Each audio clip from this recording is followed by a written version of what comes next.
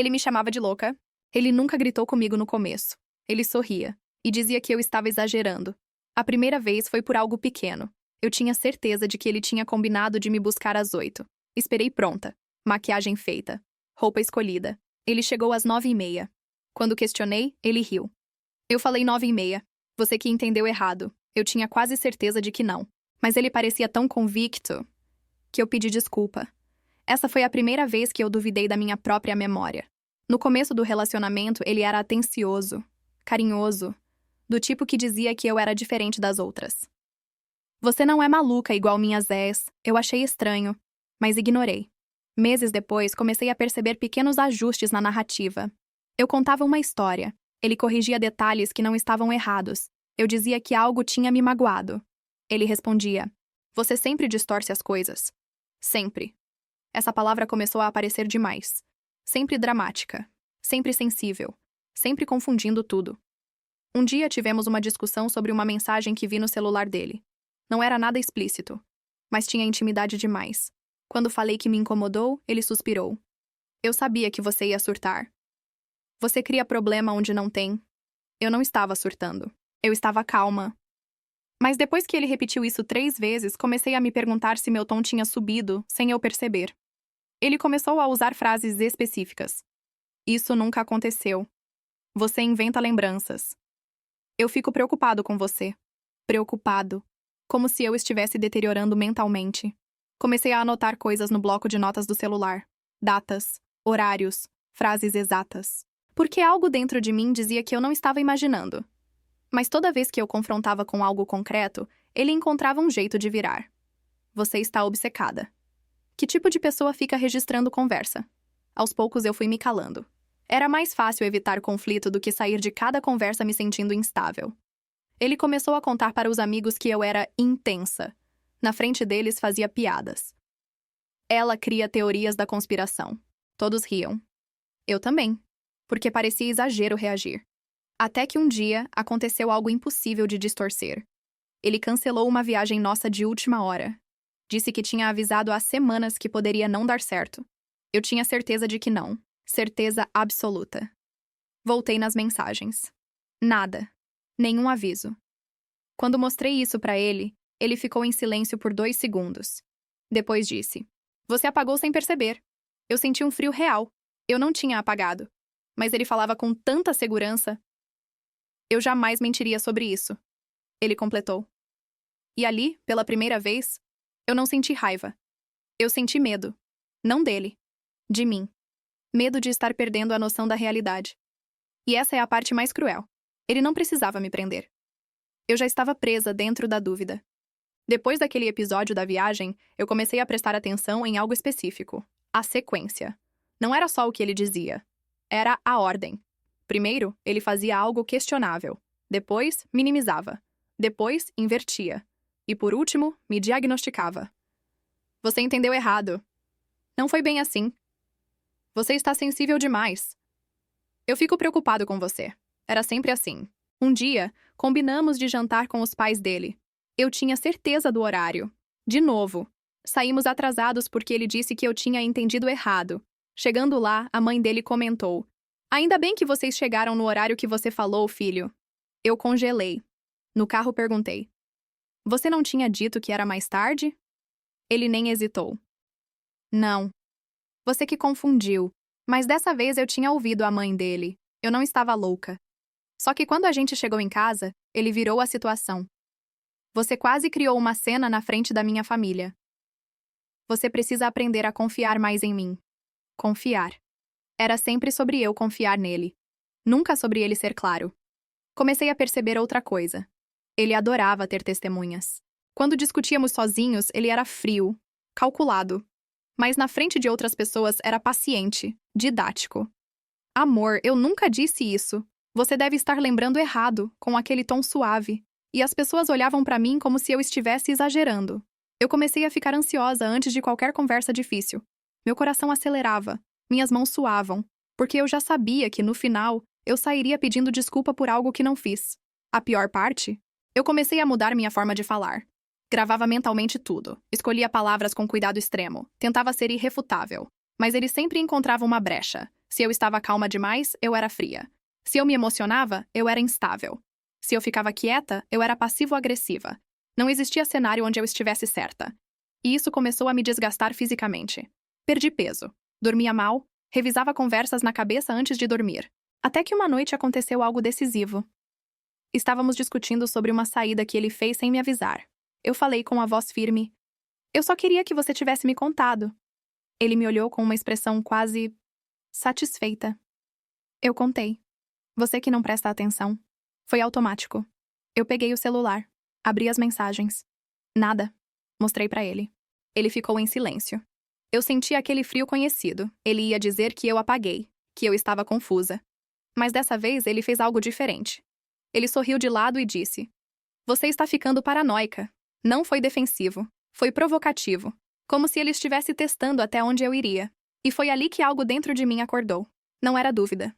Era percepção. Ele sabia. Ele sabia exatamente o que estava fazendo. Não era confusão. Não era falha de memória. Era controle. E quando essa consciência veio, o medo mudou de lugar. Eu não estava com medo de estar louca. Eu estava com medo de continuar ali. Depois daquela noite, eu parei de discutir. Não porque aceitei, mas porque comecei a observar. Quando você para de reagir, o manipulador muda de estratégia. Ele começou a provocar mais. Fazia comentários ambíguos. Eu nunca sei qual versão sua vai acordar hoje. Se eu ignorava, ele insistia. Tá vendo? Você fica assim, fechada. Era como se ele precisasse me tirar do eixo para provar que eu era instável. Mas algo tinha mudado dentro de mim. Eu não estava mais tentando convencê-lo de nada. Eu estava juntando clareza. Comecei a conversar discretamente com uma amiga de confiança. Não contei tudo de uma vez. Falei situações isoladas. Ela fazia sempre a mesma pergunta. Você realmente disse isso? Você realmente apagou aquilo? E pela primeira vez, alguém não estava partindo do pressuposto de que o problema era meu. Isso foi revelador. Uma noite, ele saiu do banho e deixou o celular desbloqueado na cama. Eu não costumava mexer. Mas algo me fez olhar. Não era traição. Era pior. Ele estava conversando com um amigo.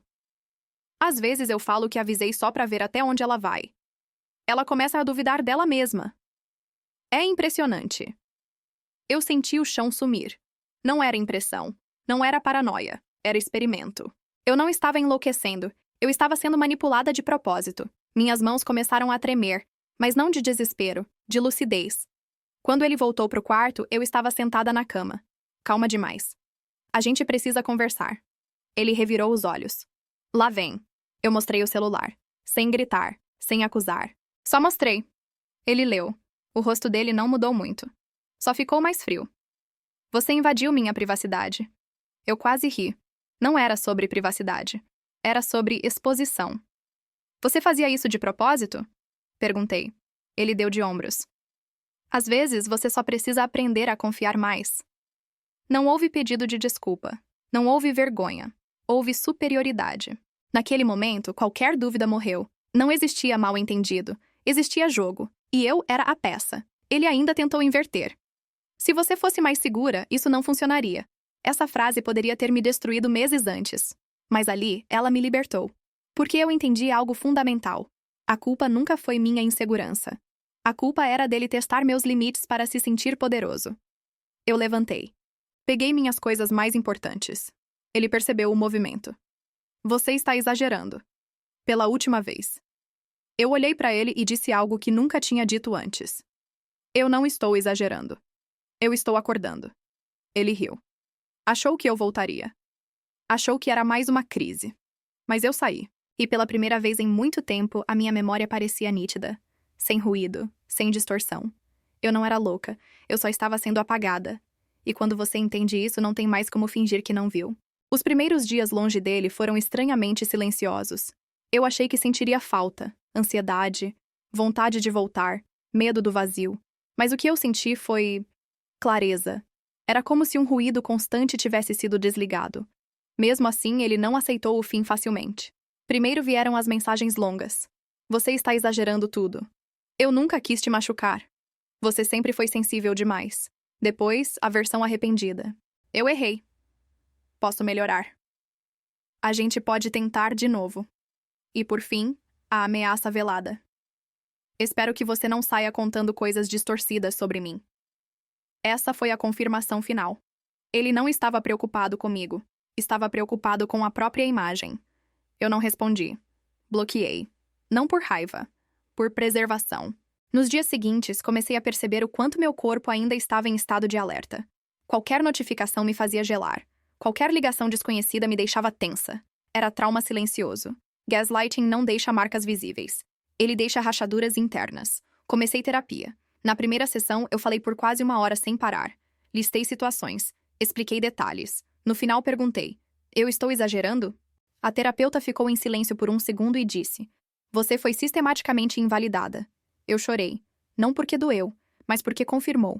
Alguém estava dizendo com autoridade: você não inventou. Com o tempo, comecei a reconstruir algo que eu nem sabia que tinha perdido.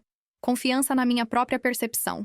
Se algo me incomodava, eu aceitava que incomodava, sem precisar de validação externa.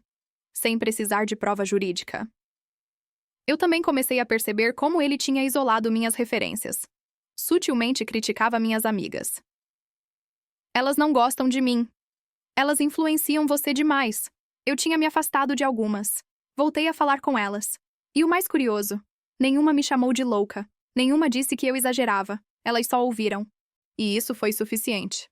Meses depois, soube por conhecidos que ele já estava em outro relacionamento. E adivinha? A nova namorada era muito intensa. Eu não senti ciúme. Senti um padrão. E ali eu entendi algo profundo.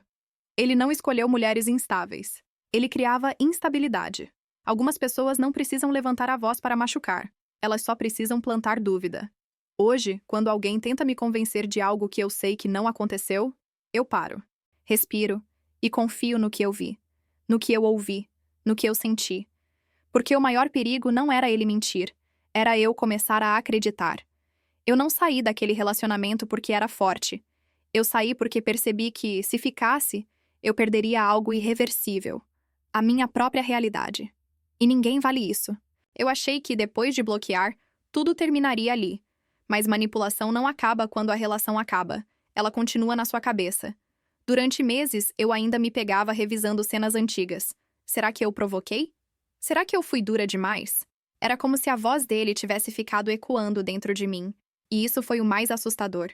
Ele já não estava mais ali, mas a dúvida ainda estava. Na terapia, eu aprendi uma coisa simples e brutal. Gaslighting não é só sobre mentir. É sobre fazer você duvidar da sua própria capacidade de interpretar o mundo. E quando isso acontece por tempo suficiente, você começa a pedir permissão até para sentir. Eu fazia isso. Se algo me magoava, eu pensava 2 vezes antes de reconhecer. Se algo parecia estranho, eu buscava justificativa lógica para não parecer dramática. Eu tinha medo de virar aquilo que ele dizia que eu era. Mas aos poucos fui percebendo algo importante. Eu não era dramática. Eu era constantemente desrespeitada. E existe uma diferença enorme. Um dia, meses depois, ele apareceu no meu trabalho. Disse que estava por perto. Eu gelei por dentro, mas mantive postura. Ele estava igual. Seguro. Calmo. Quase gentil demais. Eu só queria saber se você está melhor. Eu olhei para ele e respondi com honestidade. Estou. Ele tentou sorrir daquele jeito superior. Viu? No fim, você só precisava de espaço. Eu não corrigi. Não expliquei.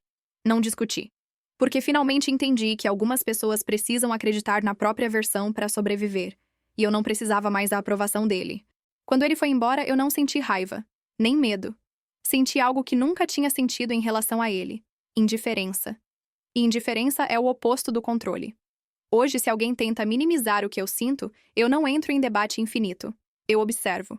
Se a pessoa constantemente invalida minha percepção, eu me afasto. Simples.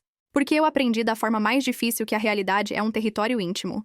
E ninguém tem o direito de reescrever a sua. Eu não saí daquele relacionamento quebrada. Eu saí com uma lição clara. Quem tenta te convencer de que você está louca por enxergar a verdade tem medo do que você pode fazer quando parar de duvidar. Ele me chamava de louca. Mas foi quando eu confiei em mim que eu finalmente fiquei sã. Se você gostou do vídeo, deixe o like e se inscreva para mais.